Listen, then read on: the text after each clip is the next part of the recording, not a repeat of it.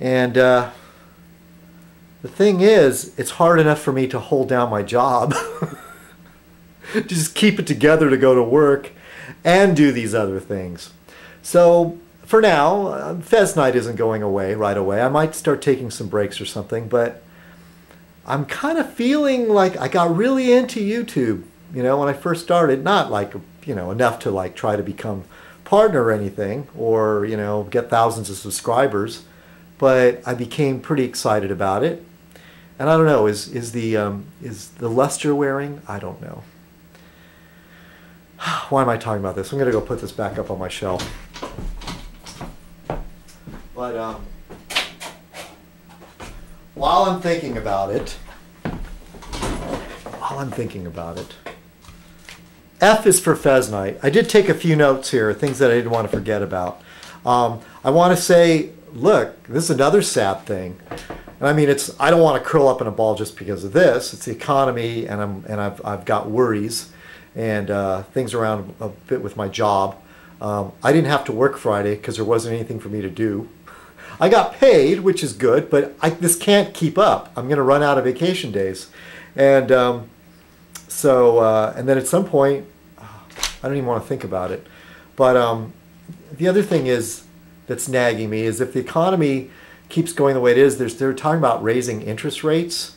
And I'm making payments on a couple of credit cards and a car payment. And I don't know enough about economics and how likely this is, but I listen to these programs and there's talk about that. That's what's went wrong with this country. We're not a country that makes things anymore, but it turned into this like nation of hedge funds and Wall Street and credit card companies. And you know, dang, this is one bad thing about Barack Obama's running mate, Joe Biden. I really like Joe Biden, but he's tied in with the state of Delaware. And Delaware is where, if you look at your credit cards, they all are based in Delaware because they deregulated interest on credit cards. And Delaware just says, oh, we can charge whatever we want because the federal government deregulated it. And there's something called usury. That's a Christian term. This is new to me. It's not that I just picked this up somewhere. That it is unchristian. It is immoral to take advantage of the poor by being some rich guy and loaning them money and then squeezing them for interest. And that's one reason why you know, my Jewish friends. That is part of it. When the Middle Ages, when the Christians were running things, they left this to the Jews to be the money lenders, to be the pawnbrokers, because it was against the Christian rules to borrow and loan, and so they let the Jews do it, and hence such a bad reputation, hence a lot of animosity, you know, brewed besides them, you know, being tied to crucifying Christ and all that. Of course, Christ was a Jew. Don't forget that. I mainly blame the Romans. I blame them. They were the authority figures. They're the jailers. They're the ones, you know. Anyway, it's all politics. And some of my atheist friends say, oh, Christ didn't exist. There was no such thing. I don't want to go into that. But at least that's how the story goes. And so when you think about these stereotypes of our Jewish friends of being you know, into money and things like that, well, you can blame the Christian rules as sort of putting that on them in one way. And what the hell am I talking about? I haven't even drank that much. I guess I got a few things bottled up in me that I wanted to say. To be honest, I'm not in the greatest of mood. I really had to push myself to do a Fez Night. Procrastinated forever. Like I said, picking out a song. Making a half-assed attempt at responding to some of my messages. Yeah, okay, anyway. I'm really sorry to see Angry Dummy, a monk and Stan, no more on YouTube. I'm hoping you guys come back, you know, after some time passes. We'll see. But, and then speaking of which, Huck's Infantry tagged me. And I don't know if this is going to be fine for Hux Infantry. This is a new tag game where you're supposed to show your most valued possession and your least valued possession. One thing about me, I got a lot of crap. And I'm funny about my stuff. Even my crappy stuff, I'm funny about, you know? And that's maybe something wrong with me. Maybe that's why I feel so dragged down in the world, because do I own my possessions or do they own me? Yeah.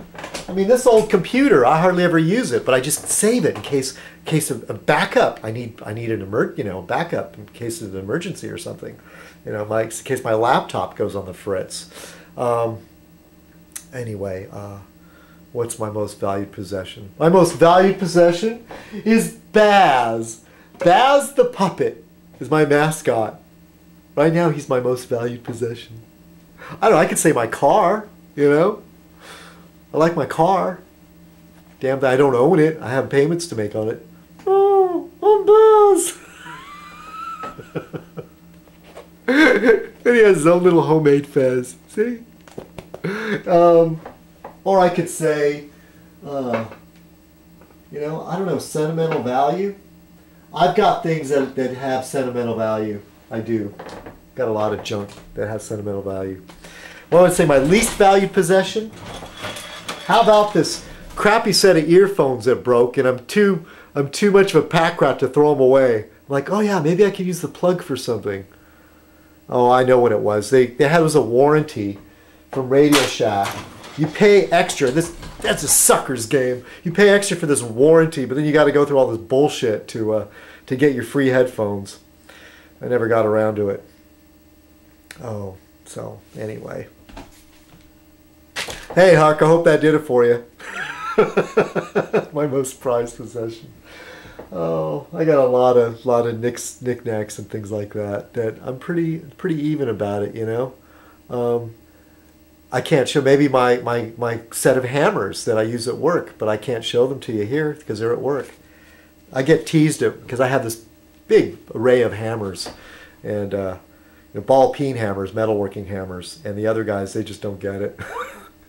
I see these guys like trying to like pound metal with like this one ball peen hammer. You know, it's like for them one size fits all, and the art of using, I'm a big thing about my tools. That's a big thing with me. And I really hate somebody using, they grab a screwdriver and a hammer and use a screwdriver as a chisel. For me, that's a big no-no. There's such thing as a chisel, you know. I have a chisel. I have a hammer. I don't need to use a screwdriver as a pry bar. I have pry bars. I drive people crazy, and that's why my hammers are off limits. Nobody can use them because they'll use them like, oh, I could go on and on. But any of you that are into your tools, some people figure, oh, what the heck, you know, it's handy. I'll just use it for what it is. Hammer, that can't be damaged. Oh, yes, it can. You can damage a hammer. And yeah, and I'll see them like one size fits all hammer, and they'll be like putting their whole weight behind on this little hammer. And me, I got a big old gigantic hammer. It's like in the wrist. It's the wrist action. Blah, blah, blah.